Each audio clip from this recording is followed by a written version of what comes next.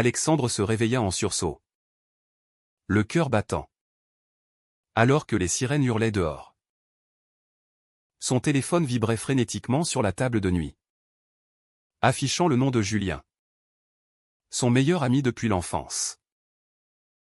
Mais ce n'était pas Julien qui appelait, c'était la police, lui annonçant que Julien avait été arrêté pour avoir tenté de se suicider en sautant du pont Alexandre III.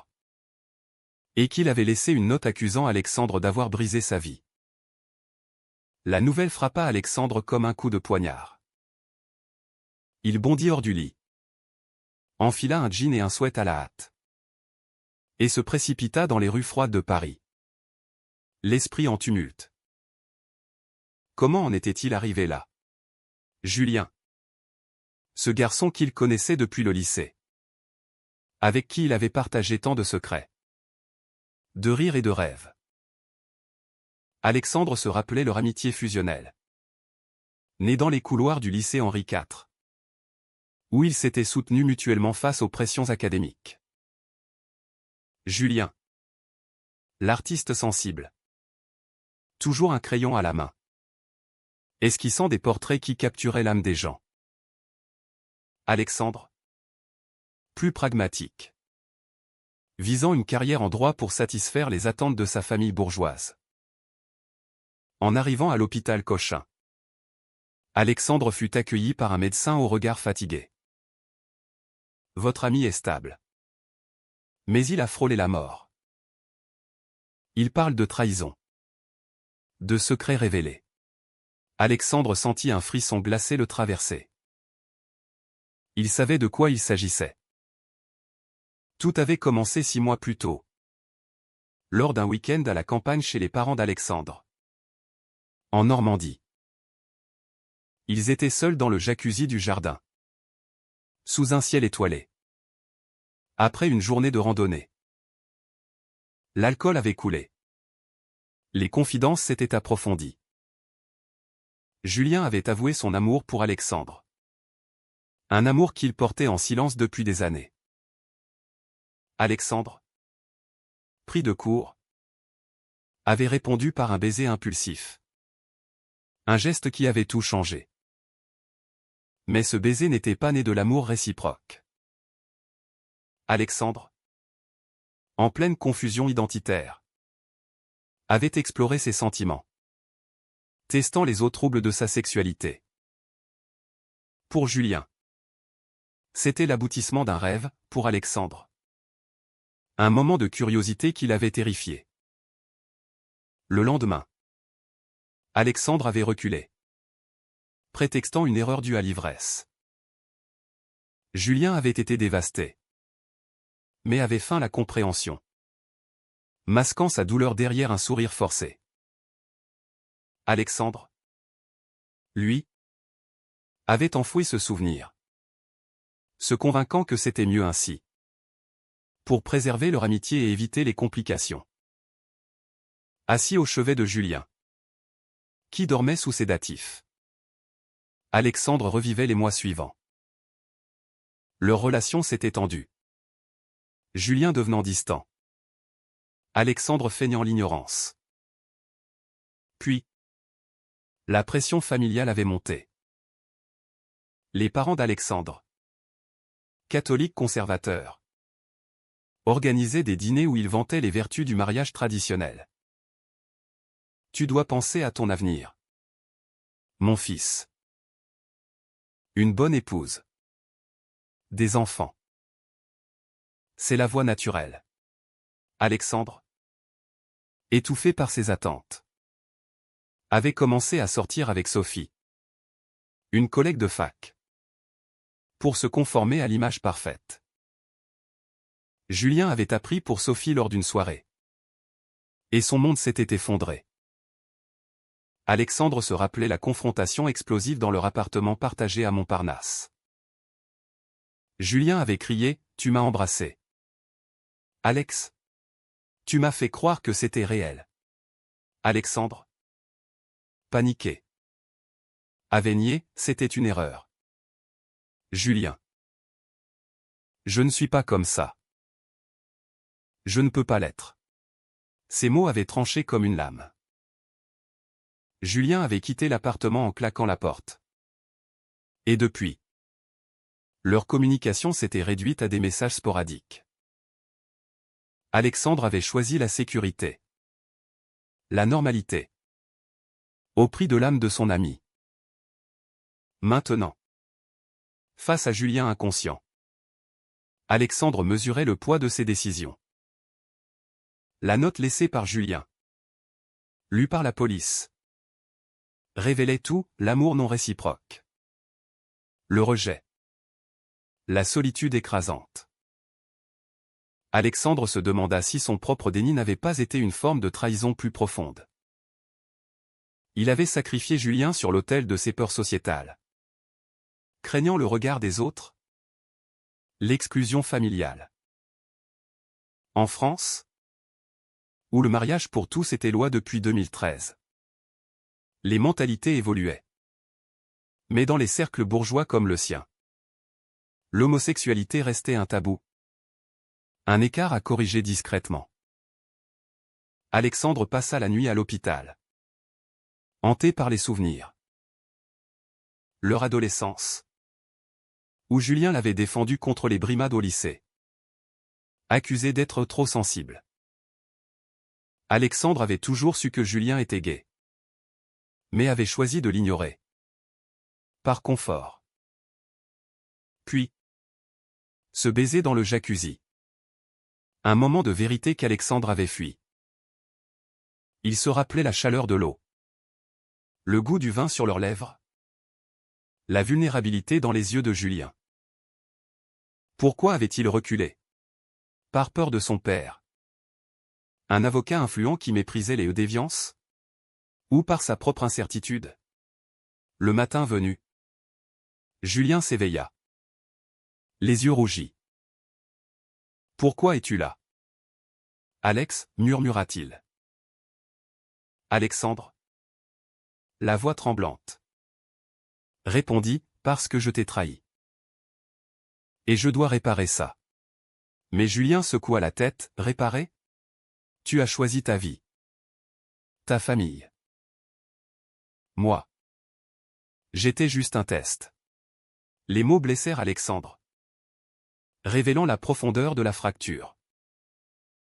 Ils parlèrent des heures, déversant les non-dits accumulés. Julien avoua sa lutte contre la dépression, amplifiée par le rejet social dans leur cercle d'amis, où les blagues homophobes fusaient encore. Alexandre confessa son attirance refoulée, mais aussi sa terreur de l'assumer. Cette conversation marqua le début d'un chemin tortueux. Alexandre décida de confronter sa famille. Mais pas sans préparation. Il rentra chez lui, l'esprit en ébullition, sachant que chaque pas en avant signifierait des pertes irrémédiables. Julien, de son côté, accepta une thérapie. Mais la confiance brisée pesait lourd. Leur amitié, autrefois pilier, était maintenant un champ de mine. Alexandre se demanda si le pardon était possible. Ou si ses choix égoïstes avaient scellé leur destin. Alexandre quitta l'hôpital avec une détermination nouvelle. Mais les doutes l'assaillaient. En marchant le long de la Seine, il repensait à leur enfance à Paris. Dans le quartier du Marais. Ironiquement connu pour sa communauté LGBT. Julien y avait grandi. Fils d'une mère célibataire libérale. Artiste elle aussi. Qui l'avait encouragé à être lui-même. Alexandre, en revanche, venait d'une famille aisée du 16e arrondissement, où les apparences primaient. Son père, Pierre, un homme rigide, avait toujours prôné la discipline et la tradition. Les hommes forts ne montrent pas de faiblesse, disait-il souvent. De retour à l'appartement, Alexandre trouva Sophie qui l'attendait. Inquiète. Ils sortaient ensemble depuis 3 mois. Une relation confortable mais sans passion. Qu'est-ce qui s'est passé avec Julien, demanda-t-elle. Alexandre hésita. Puis avoua une partie de la vérité, le baiser. Le rejet. La tentative de suicide. Sophie, choquée, le serra dans ses bras, tu n'es pas responsable. C'était une erreur. Mais Alexandre sentit un vide. Était-ce vraiment une erreur? Ou le début d'une révélation? Il rompit avec elle ce soir-là, expliquant qu'il avait besoin de temps pour se comprendre. Sophie partit en larmes, accusant Julien d'avoir tout gâché. Le lendemain, Alexandre appela sa mère, Claire, pour un déjeuner. Assis dans un bistrot près de l'opéra, il testa les os, maman. Et si j'étais différent? Si j'aimais les hommes? Claire blêmit, ne dis pas de bêtises. Alexandre. Ton père ne le supporterait pas. Pense à la famille. Ces mots confirmèrent les craintes d'Alexandre. La pression sociétale en France, malgré les avancées légales, persistait dans les strates conservatrices. Les sondages montraient une acceptation croissante. Mais les actes homophobes augmentaient. Surtout dans les banlieues. Alexandre se sentait piégé entre son identité naissante et les attentes familiales. Julien, sorti de l'hôpital, refusa de retourner à l'appartement. Il s'installa chez sa mère, dans un petit atelier du Marais. Alexandre lui rendit visite, apportant des croissants et des excuses. « Je veux arranger les choses, dit-il. » Julien. Amer, arranger? Tu m'as utilisé. Alex. Pour tester tes limites. Sans penser aux miennes. Ils débattirent longuement. Julien révélant comment le rejet l'avait poussé à l'isolement. Évitant les bargues et par peur du jugement. La société dit qu'on est égaux. Mais en réalité, on est toujours des marginaux. Alexandre admit sa lâcheté, mais promit du changement. Pourtant, les tensions montèrent quand Alexandre confia à un ami commun, Marc, une version édulcorée des faits. Marc, homophobe discret, répandit la rumeur dans leur cercle. Bientôt, des messages hostiles arrivèrent, TPD maintenant. Alex? Julien. Apprenant cela, se sentit trahi à nouveau, tu parles de nous comme d'une honte. Alexandre, furieux contre lui-même, confronta Marc dans un café. C'est mon ami. Et je l'aime peut-être plus que ça. Les mots sortirent spontanément, marquant un tournant. Marc rit, ton père va te déshériter. La confrontation avec la famille vint lors d'un dîner dominical. Pierre, sentant quelque chose, interrogea Alexandre sur Sophie. On a rompu, avoua-t-il. Puis, rassemblant son courage, papa. Je pense que je suis gay.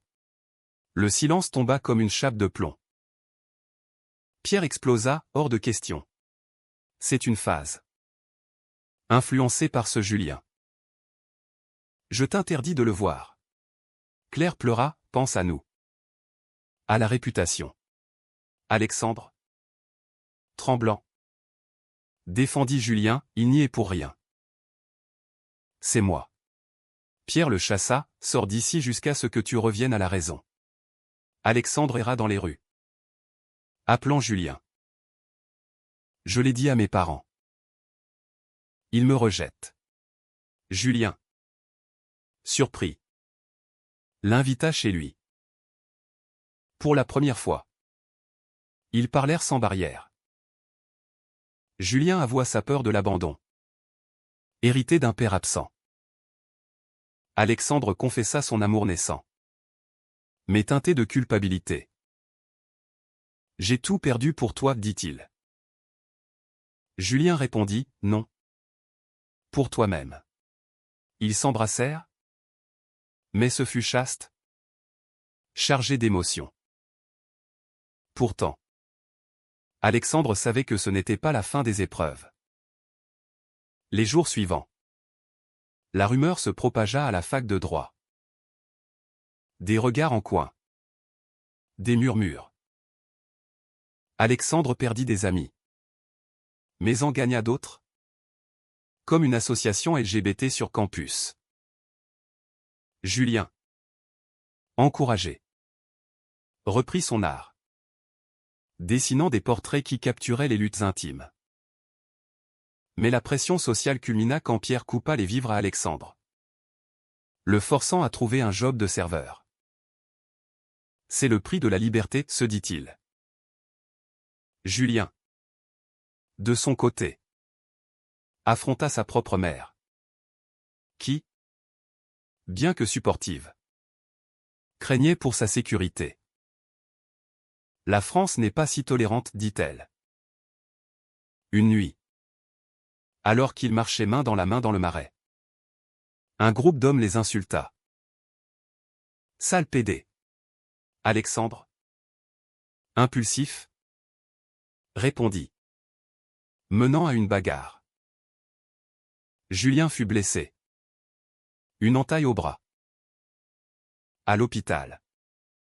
Alexandre jura, je ne te mettrai plus en danger. Mais Julien répliqua, c'est notre réalité. On ne peut pas fuir. Cet incident renforça leur lien, mais souligna les sacrifices. Alexandre se demanda si son coming out valait ses blessures. Les mois suivants furent un tourbillon de défis. Alexandre, privé du soutien familial, jonglait entre ses études et son job au café. Julien, en thérapie, progressait. Mais les cicatrices émotionnelles persistaient. Leur relation évoluait, passant d'une amitié brisée à un amour prudent. Ils évitaient les démonstrations publiques, conscients des dangers. En France, les agressions homophobes avaient augmenté de 30% l'année précédente, selon les rapports. Alexandre lisait des articles sur des couples gays attaqués, renforçant sa vigilance. Un jour, Pierre contacta Alexandre pour une rencontre. Au Luxembourg. Sous un ciel gris.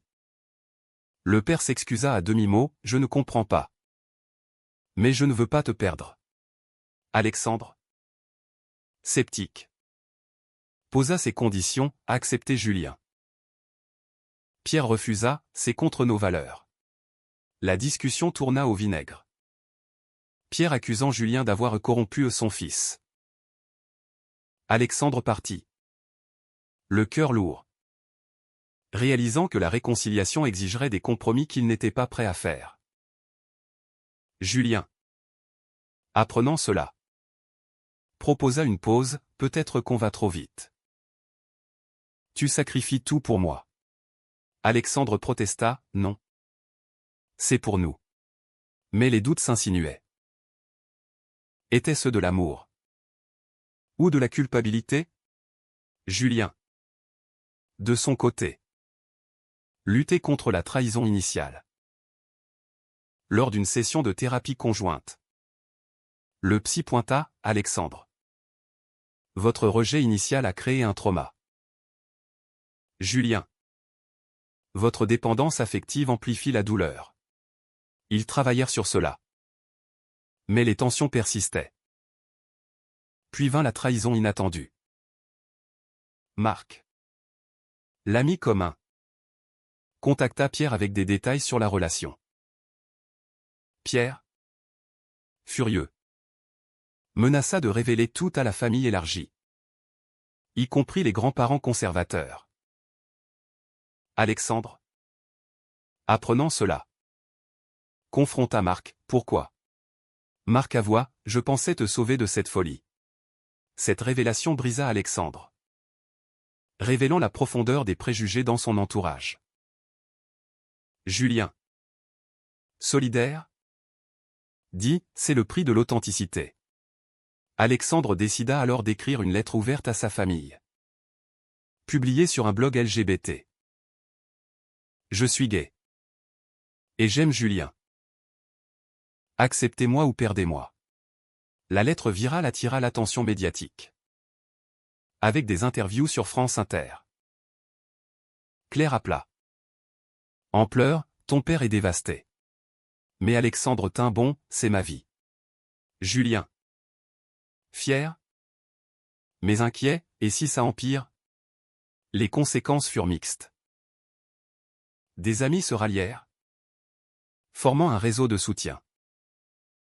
Mais Pierre coupa tout contact. Et Alexandre perdit son héritage potentiel.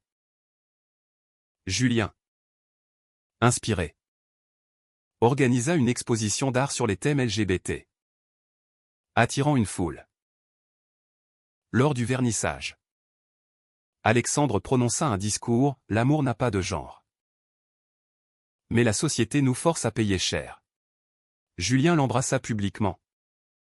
Un acte de défiance. Pourtant, un nouveau conflit surgit. Julien reçut une offre de stage à Berlin. Une opportunité artistique. C'est mon rêve, dit-il. Alexandre, attaché à Paris, craignit la distance, et nous? Julien hésita, peut-être qu'on a besoin d'espace. La discussion dégénéra en dispute, tu fuis comme moi avant, accusa Alexandre. Julien répliqua, non. Je me reconstruis. Ils se séparèrent en colère. Alexandre regrettant ses mots. Seul. Alexandre réfléchit à ses choix. Avait-il tout sacrifié pour rien? La pression sociale l'avait poussé à des extrêmes. Mais aussi à une croissance. Il appela sa mère. Qui avoua, ton père lit ta lettre tous les jours. Donne-lui du temps. Alexandre espéra. Mais savait que le chemin était long. Julien partit pour Berlin. Laissant une note, je t'aime. Mais je dois guérir. Alexandre, dévasté, mesura le coût de ses décisions initiales. Les semaines passèrent. Alexandre se concentrant sur ses études. Il rejoignit une association contre l'homophobie. Militant pour des changements. Un soir, il reçut un appel de Julien, Berlin est génial. Mais tu me manques. Ils parlèrent des heures. Reconstruisant la confiance. Alexandre visita Berlin. Et ils se réconcilièrent. Décidant d'une relation à distance. On paie le prix ensemble, dit Alexandre. Mais le climax vint quand Pierre apparut à la porte d'Alexandre. J'ai lu ton blog. Je ne comprends pas tout. Mais je suis fier de ton courage. Les larmes coulèrent. Marquant une percée. Pourtant, l'acceptation était fragile. Alexandre savait que des batailles restaient. La réconciliation avec Pierre fut progressive. Des dîners tendus. Des discussions maladroites. Explique-moi, demanda Pierre. Alexandre parla de son amour pour Julien.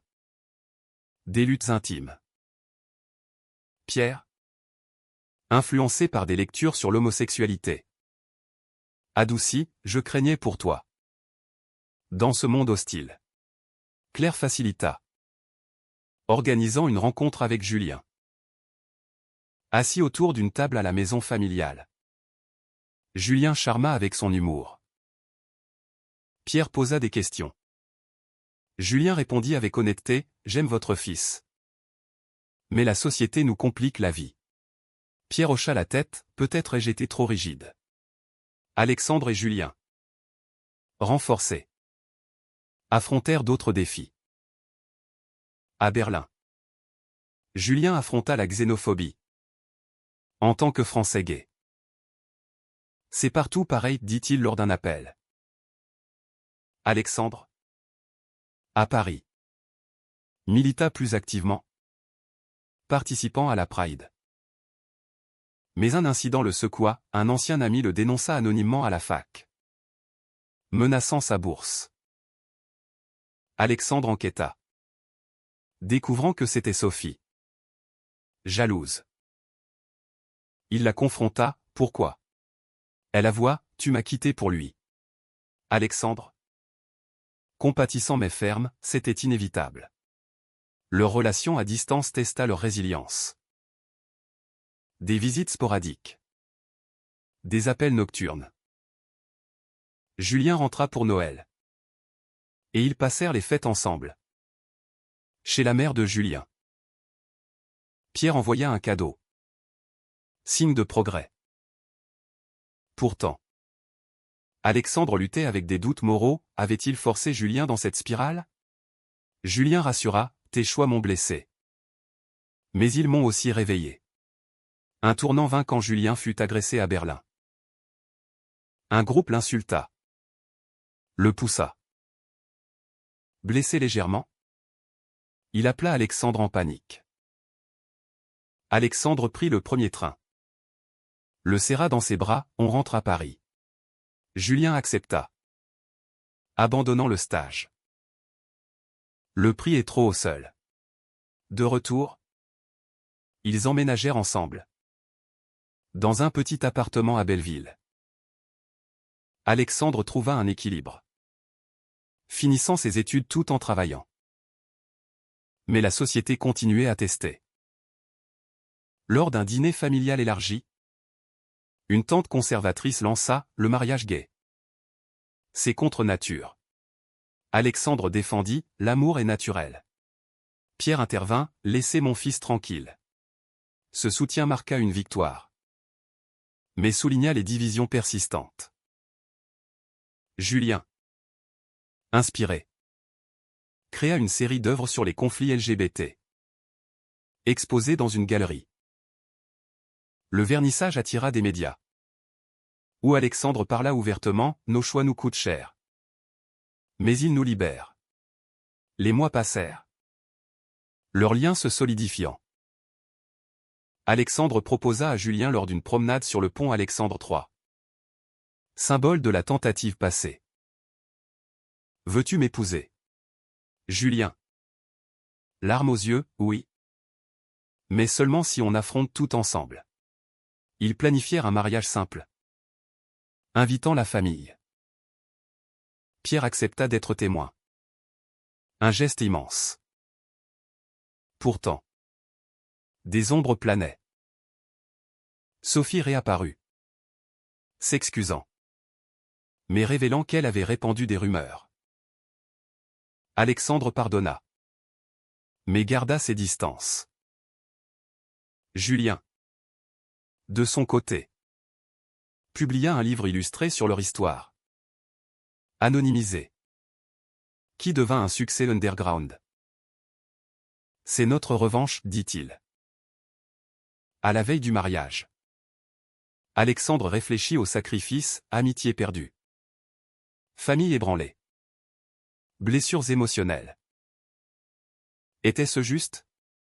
Julien répondit, chaque décision a un prix. Mais le regret en a un plus grand. Le jour J, sous un soleil parisien, ils échangèrent des vœux. Entourés d'alliés. Pierre serra Julien, bienvenue dans la famille. Mais l'histoire n'était pas un conte de fées. Des défis persistaient, adoption refusée. Discrimination subtile. Alexandre et Julien militaient. Transformant leur douleur en action. Leur amour. Forgé dans le feu. Inspirait d'autres. Et si Alexandre avait choisi le silence initial? Aurait-il évité la souffrance? Ou simplement reporté l'inévitable? Le rejet est-il toujours une trahison? Ou parfois une libération déguisée?